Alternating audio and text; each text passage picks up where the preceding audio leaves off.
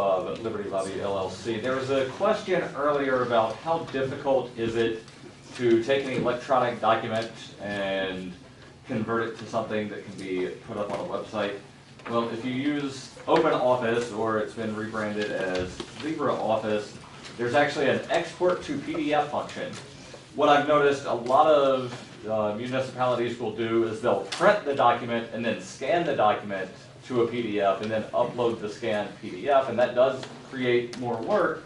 But when you export to PDF, it takes seconds, and then adding it to the website takes maybe 5 minutes, maybe, and that's assuming that you have a large PDF and it takes a little bit of time to upload on a slow internet connection.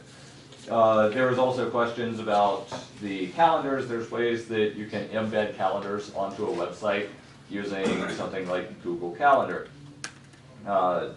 The previous speaker from the Municipal Association said that minutes have to be available. Yes, in bigger towns they're available generally Monday through Friday from 8 to 4:30 when most people are at work.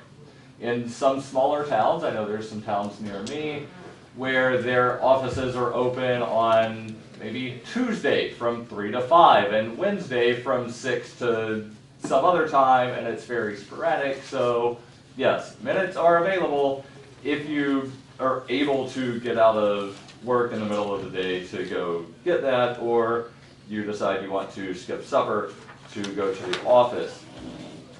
Miss Katie mentioned last year removing the provision from some of the election laws about or printed in a newspaper of general circulation. And unfortunately, I believe Senator Gray, nope, Senator Gray is right here. Hopefully he can help refresh my memory. I believe one of the questions was, what exactly defines newspaper of general circulation in some of the towns that don't have their own newspaper? So some of the suburbs of Concord, is the Concord Monitor the newspaper of general circulation? Or should they go with, you know, some sort of shopper thing that gets mailed to every person in the county?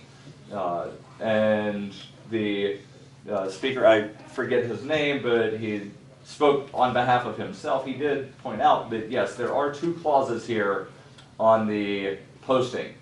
So it's shall be posted in two places, one of which currently it says maybe the website if it exists, comma, or. So if you don't want to post in the town hall and post office, which I think is the general procedure now, then you can just put it in the newspaper and hope that it's the one of general circulation. So I would not be against striking the provision that even mentions the newspaper of general circulation.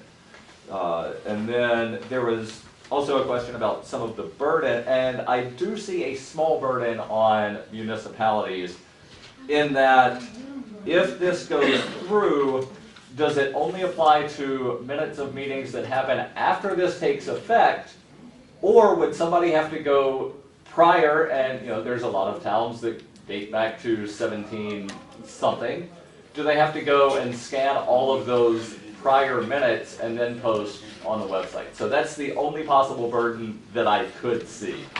But I think that this is a very good bill, and hopefully it does apply to this meeting right now, because that would make it a lot easier for me when I'm researching various legislation, instead of having to email the clerk and say, hey, can you email me the meeting minutes of this prior meeting?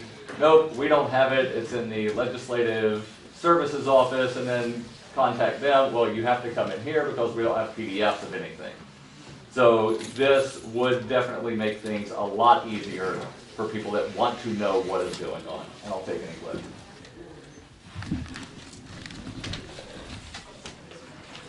Being no questions, thank you, sir. Thank you.